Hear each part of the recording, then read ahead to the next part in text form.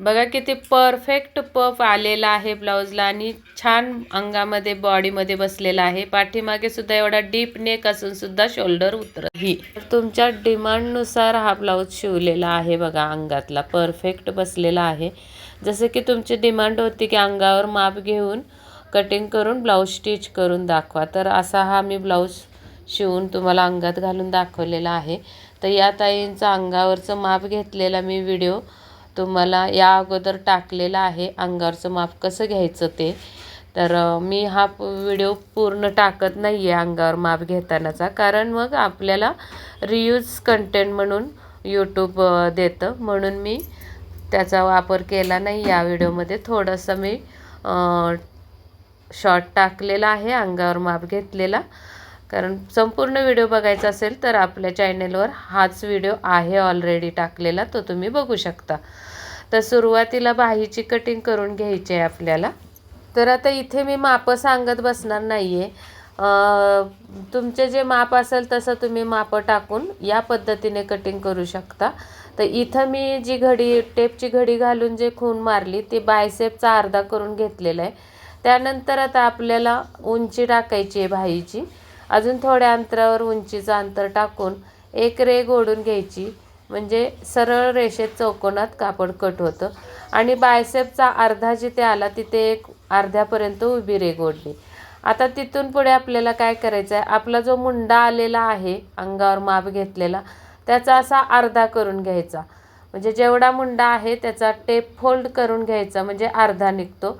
आणि तो अर्धा टेप कुठे टेकतोय तिथंपर्यंत खून करून घ्यायची उंचीपासून तिरकस, आणि त्याच्या पुढे आपल्याला 1.5 इंच शिलाई मार्जिन द्यायचं आहे।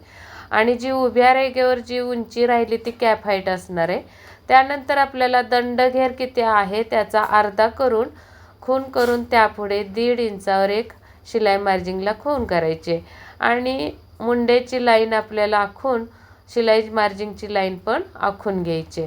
त्यानंतर आपल्याला इथे जो मुंडा आलेला आहे त्याचा अर्धा करायचा आहे बरोबर, आणि तिथे खून करून घ्यायचे। आणि उंचीच्या रेघेवर खून करून उंचीपासून खाली अर्धा इंचावर एक खून करून घ्यायचे, आणि मध्यापासून तिथपर्यंत तिरकस रेघ, आणि परत मुंड्यापासून तिथेपर्यंत तिरकस रेघ अर्ध्या इंचापर्यंत असं रेघा ओढून आपल्याला इथे गोलाई फक्त द्यायचे। आता प्रत्येक व्हिडिओमध्ये बाही तुम्ही कटिंग वेगळी दाखवता अशी एक कमेंट असते तुमची, तर तसं काही नाही, कोणत्याही मापाने तुम्ही कटिंग करा, कोणत्याही पद्धतीने तुमची कटिंग बरोबरच येणार। अगदी सोपी कोणती वाटेल ती तुम्ही वापरू शकाल, म्हणून मी अनेक प्रकारे बाही कटिंग करून दाखवत असते। आणि याच पद्धतीने आता ही बाहीची कटिंग आपली झालेली आहे। त्या मध्यावरूनच मी अर्धा इंच खाली आले आणि पुढच्या भागाच्या मुंड्याचा आकार देऊन घेतलेला आहे। आता इथे पुढच्या भागाला मला जोड लावावं लागणार आहे बाहीला, तो मी नंतर लावून घेणार आहे स्टिचिंगच्या वेळी। अशा पद्धतीने बाहीची कटिंग आपली पूर्ण झालेली आहे। बघा किती सुंदर शेपमध्ये बाही कटिंग झालेली आहे। आता आपण घेऊयात पाठीमागच्या भागाची कटिंग करायला। तर पाठीमागचा भाग कटिंग करताना डबल फोल्डमध्ये कापड घेतलेला आहे। बाहीला मी 4 फोल्डमध्ये कापड घेतलं होतं। आता हे डबल फोल्डमध्ये कापड घेऊन अखंड पदर आपल्याकडे ठेवून आपल्याला उंची टाकून घ्यायची। इथे सुद्धा तुम्ही तुमची किती उंची आली त्यामध्ये 1 इंच प्लस करून उंची टाकून घ्यायचे, आणि उंचीपासून खाली मी 7 इंचावर खून केलेली आहे। डीप नेक आहे तरीसुद्धा। आता तुम्ही म्हणाल डीप नेकसाठी 7 इंच मुंडा का टाकला, तर मुंड्याचा आकार खूप मोठा आहे म्हणून। आता इथे गळा पाठीमागचा आहे 11 इंच, तर मी 11.5वर खून करून घेतले, आणि त्या 11 इंच गळ्यानुसार आपल्याला शोल्डर कमी करायचे। तर जी पण शोल्डर आलेली आहे आपली त्याचा अर्ध्यामधून आपण 2.25 इंच कमी करून घेतलेला आहे, आणि तिथून पाठीमागं 3 इंचावर शोल्डर टाकले। आता इथे काय करायचं आहे, 11 इंचाचा गळा असेल तेव्हा छातीचा चौथा भाग जो आपण टाकणार आहोत त्यातून अर्धा इंच मी मायनस केलेलं आहे, आणि त्याच्या पुढे 1.5 इंच शिलाई मार्जिन दिले, कारण गळा खूप खोल आहे त्यामुळे मी छातीच्या चौथ्यामधून मायनस अर्धा इंच करून घेतले। आता इथे छातीचा 8वा भाग आणि 1 इंच प्लस करून आपल्याला मुंड्याची लाईन टाकायची, म्हणजे की शोल्डरवर जेवढं अंतर आले त्यापेक्षा अर्धा इंच बाहेर आलं पाहिजे, आणि म्हणजे ही तिरकस लाईन येणार आहे आपली मुंड्याची. त्यानंतर आपल्याला कोपऱ्यातून 1 इंचावर खूण करायची आहे. नंतर मुंडा उंची जी आहे त्याचा मध्य काढायचा आहे आणि हा आर्म होल ठेवून आपल्याला मुंड्याचा आकार द्यायचा आहे. त्यानंतर आपल्याला मुंडा मोजून बघायचा आहे. जो पण मुंडा तुमचा आलेला आहे त्याचा अर्ध्यामध्ये पाऊण इंच प्लस करून मुंडा भरला पाहिजे. तर माझा मुंडा आहे इथे 17.5, त्यामध्ये पाऊण इंच प्लस केले तर 8.25 अधिक पाऊण म्हणजे किती झाले, 9.5 भरला पाहिजे. तर बरोबर माझा मुंडा हा फिटिंगच्या लाईनपर्यंत खुणेपर्यंत 9.5 भरलेला आहे. आता त्यानंतर आपल्याला कमरेच्या साईडला कमरेचा चौथा भाग अशी खूण करायची आहे सर्वात प्रथम. त्यानंतर 1 इंच टक्ससाठी आणि मग नंतर 1.5 इंच शिलाई मार्जिन. अशा पद्धतीने खुणा झाल्यानंतर आपल्याला फिटिंगला आणि शिलाई मार्जिनला अशा रेघा ओढून घ्यायच्या आहेत. तर हे झालं पाठीमागचं कटिंग. आता हे कटिंग करून घेण्या अगोदर अजून थोडा बदल असतो. डीप नेक असेल तेव्हा मुंड्याच्या साईडला हा काटकोन असा लावून घ्यायचा, कोपऱ्यात कोपरा लावून घ्यायचा बरोबर बोटाजवळ बघा, आणि ज्या साईडला झुकलेली आहे आपली ही पट्टी त्या साईडला जेवढा पण आपल्याला स्लोप आलेला आहे तेवढा स्लोप कट करायचा आहे. म्हणजे काय होणार आहे, तुमची शोल्डर अजिबात पडणार नाही, गळा एकदम खांद्यावर घट्ट बसणार आहे. एवढं सगळं झाल्यानंतर ब्लाऊजचं पार्ट कट करून घ्यायचं आहे. आणि अजून एक महत्त्वाची टिप्स मी तुम्हाला देणार आहे. त्या अगोदर आपल्याला पाठीमागच्या भागाला टक्स मारून घ्यायचे, जी आपण 1 इंचाची सोडलेली आहे ती, आणि तिथे आपल्याला खूण करून घ्यायचे. त्यानंतर हा फोल्ड उघडून फिटिंगच्या साईडला 1 इंच किंवा 1.25 इंच गेला तरी चालेल, डीप नेक जास्त असेल तर, पण 1 इंच तरी कमीत कमी जायचं. आणि हा तिरकस टक्सच्या बाजूनी तिरकस रेघ ओढून हा कट मारून टाकायचा. याने काय होणार आहे, मुंड्याच्या खाली तुमचा एक्स्ट्रा कापड जास्त राहणार नाही आणि चुन्या पडणार नाहीत मग मुंड्याच्या खाली. तर अजून एक माझ्याकडून घोळ झाला होता, तो मी कट करून टाकलेला आहे या कटिंगमधून, कारण हा ब्लाऊज आपल्याला 4 टक्सचा शिवायचा आहे आणि मी जे कटिंग केलं ते कटोरी ब्लाऊजचं कटिंग चुकून केलं. त्यामुळे मी अस्तर आता बदली केले, पण माप हेच असणार आहे. त्यामुळे मी हे जे कापड आपण पाठीमागचं कट करून घेतलं पार्ट, तोच पार्ट मी आता दुसऱ्या कापडावर छापून घेते, बाकी दुसरं काही नाही. आणि त्याच्यानंतर आता आपल्याला पुढच्या भागासाठी कटिंग करायचे, तर तोच पार्ट मी इथे छापून घेणार आहे पुढचा भाग कट करण्यासाठी. तर इथे अगोदर जो पाठीमागचा पार्ट आहे आपला, तो पार्ट ठेवून जसा आहे तसा चारी बाजूनी छापून घ्यायचा आहे. त्यानंतर काय काय बदल करायचे आहेत आपल्याला 4 टक्स ब्लाऊजसाठी हे मी तुम्हाला सविस्तर सांगणार आहे. तर आता उंचीपासून कमरेच्या बाजूने 2.5 इंचावर आपल्याला एक खूण करून घ्यायचे आणि त्यानंतर फिटिंगच्या साईडला पण 2.5 इंचावर एक खूण करायचे. आता ही असणार आहे क्रॉस पट्टी. तर क्रॉस पट्टीला बघा आपला आकार असतो, हुकाय पट्टीच्या साईडनी 1 इंच उंच असते, तर तो आकार देऊन सेप देऊन घ्यायचा आहे क्रॉस पट्टीचा. त्यानंतर आपल्याला शिलाई मार्जिन वाढवून घ्यायचं आहे, कारण आपला 4 टक्सचा ब्लाऊज आहे हा. त्यानंतर इथं शोल्डर पट्टी पण टाकून घ्यायचे. नंतर पुढचा गळा जो असेल त्यामध्ये अर्धा इंच प्लस करून खूण करून घ्यायचे. इथे मात्र गळा रुंदी 3 इंचावरच द्यायचे. पाठीमागच्या गळ्याला आपण इथे मात्र गळ्याला रुंदी 2.5 इंच द्यायचे आणि पाठीमागच्या भागाला तुम्ही 3 इंच रुंदी दिलीत तरी चालू शकतं. त्यानंतर इथे बघायचं आहे आपल्याला टक्स पॉईंट छातीचा चौथा भाग प्लस 1.5 इंच असा मी 11.5वर टाकलेला आहे, कारण बस्ट आहे 40 इंच, त्याचा चौथा भाग 10 इंच प्लस 1.5 इंच शिलाई मार्जिन टाकलेलं आहे मी. असं करून मी टक्स पॉईंट काढून घेतला. त्यानंतर आपल्याला तिथून खाली रेघ ओढायचे क्रॉसपट्टीपर्यंत सरळ, आणि आपल्याला टक्स टाकून घ्यायचं आहे. किमान आपल्याला इथे 1.5-2 इंचाचा टक्स हवा आहे, कारण बस्टचा आकार खूप हाय आहे, म्हणजे मोठा आहे.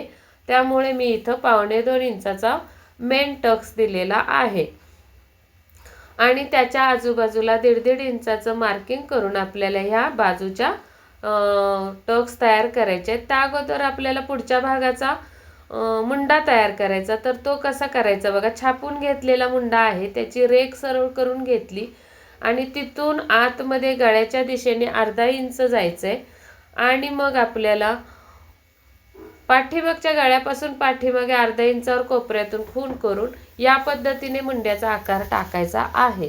आणि मग नंतर या 4 ज्या आपण टक्स तयार केल्या त्या रेघा ओढून घ्यायचे। आता इथे टक्स कसे तयार करायचे हे मी तुम्हाला सांगते। हा जो टक्स आहे फिटिंगच्या बाजूचा तो पूर्ण 1 इंचाचा टक्स दिलेला आहे मी। त्यानंतर आपल्याला मुंड्यातला टक्स देण्या अगोदर काच बटन पट्टीच्या साईडचा एकदम नॉर्मली 1.5 इंचाचा टक्स देऊन घ्यायचा। आता मेन टक्स म्हणजे मुंड्यातला, तर तो कितीचा द्यायचा हा प्रश्न पडतो।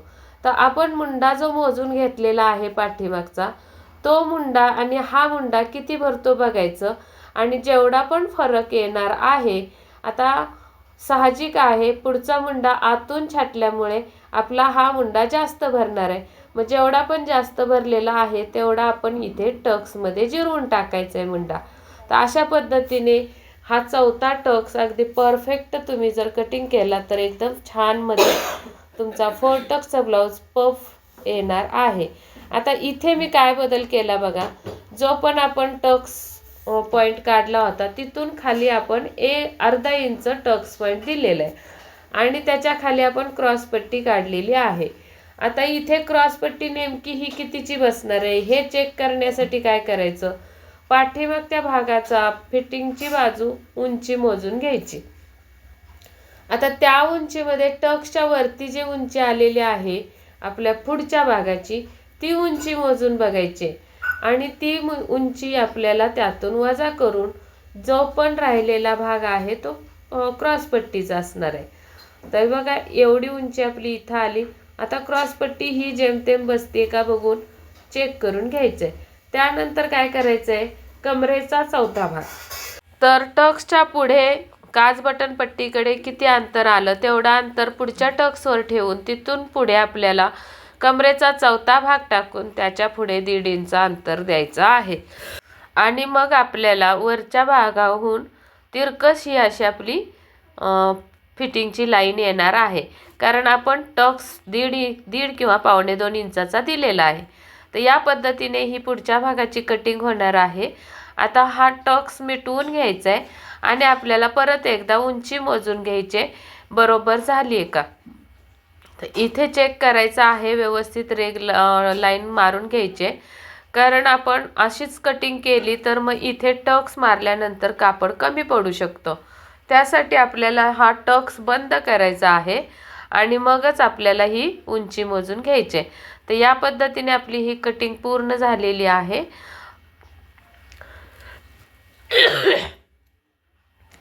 तर हे आपण आता इथे कट करून घेऊयात। इथं गळ्याचा आकार द्यायचा आहे, जो शोल्डर आपली आहे ती 3 इंचावर देऊन गळा रुंदी आपल्याला उरलेली राहणार आहे शोल्डरवर आणि गळ्याची उंची आपली 11 आहे, तर 11.5 वर खूण करून मी खालच्या साईडला गळ्याला 3 इंचाची रुंदी दिली।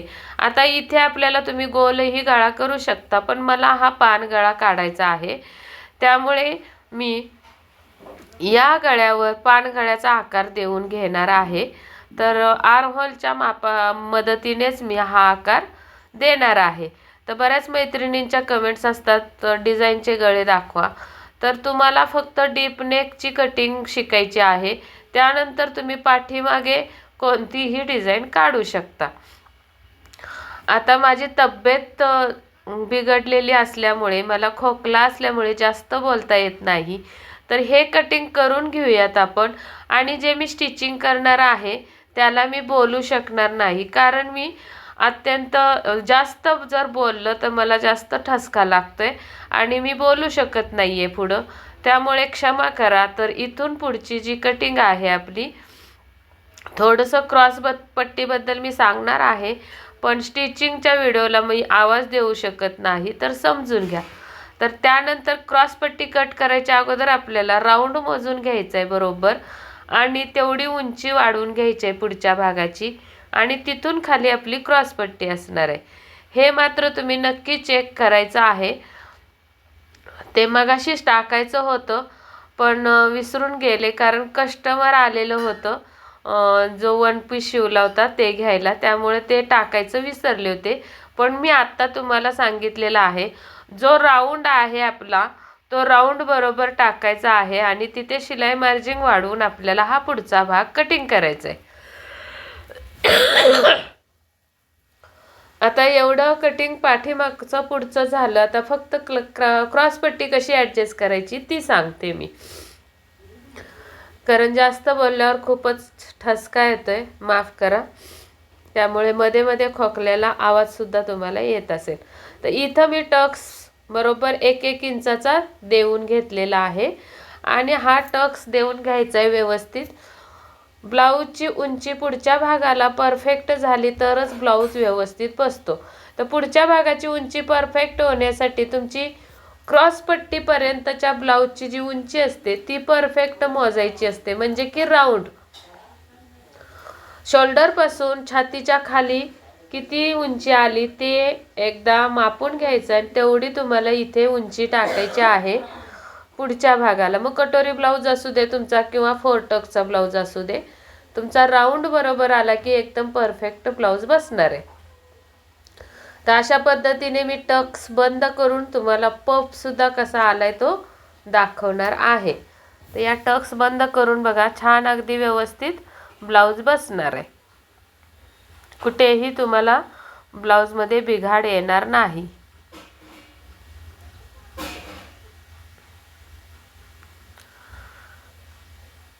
तर हा सुद्धा बघूयात आपण टक्स बंद करून मुंड्यातला.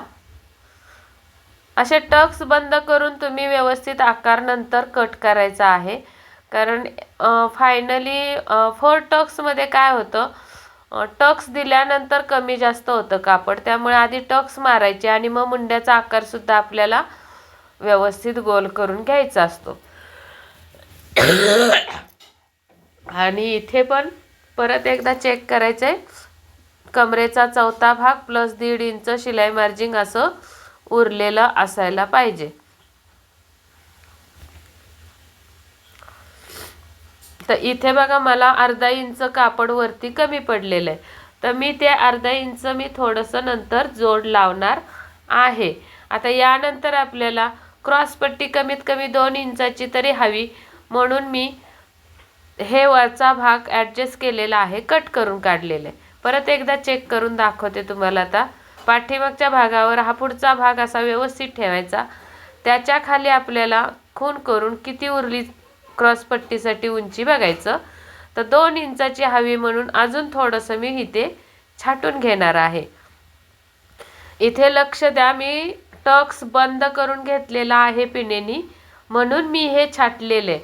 तुम्ही जर टक्स बंद केला नसेल तर छाटू शकत नाही. अगोदर टक्स बंद करून घ्या पिनेनी किंवा मग मारून घ्या टक्स मशीनवर आणि मगच तुम्ही हे उंची चेक करून क्रॉसपट्टीची उंची टाकू शकता. आता आपलं जेवढं पुढच्या भागापेक्षा खाली पाठीमागचा भाग जेवढा राहिला होता तेवढी उंची मोजून घ्यायची आणि क्रॉसपट्टीची कटिंग करायची आहे. त्यासाठी मी सरळ रेघ ओढून घेतली, नंतर इथं फुकाय पट्टीला शिलाई मार्जिन पण देऊन घेतलं आणि त्यानंतर क्रॉसपट्टीवर कमरेचा चौथा भाग प्लस 2.5 इंच अशी खूण करून रुंदी देऊन टाकली. आणि जेवढी पण उंची आलेली आहे त्यामध्ये 1 इंच प्लस करून मी हा क्रॉसपट्टीचा आकार दिलेला आहे. तर ही कटिंग तुम्हाला नक्कीच आवडली असेल आणि अजून काही समजलं नसेल तर नक्की कमेंट करा आणि आवडली असेल तर लाईक करा आणि सबस्क्राईब केलं नसेल चॅनल तर जरूर सबस्क्राईब करून घ्या. आता यापुढे तुम्ही स्टिचिंगचा व्हिडिओ बघू शकता, पण मी इथे तुम्हाला आता म्युझिक लावणार आहे कारण खूपच मला खोकला दमवतोय बोलताना, तर माफ करा.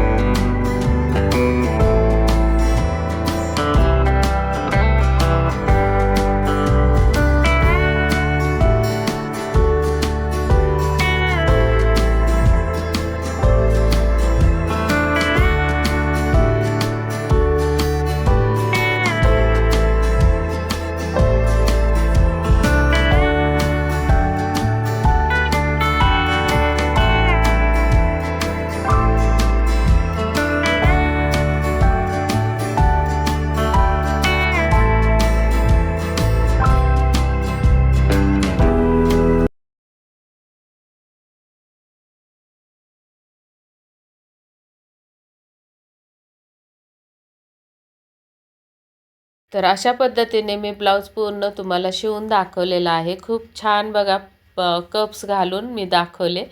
पप छान आलेला आहे फोटक्सला आणि अंगात घातलेला फोटो पण बघा किती सुंदर आणि परफेक्ट बसलेला आहे ब्लाऊज. पाठीमागची बाजूसुद्धा बघा गळा एवढा डीप असून सुद्धा अजिबात उतरत नाही.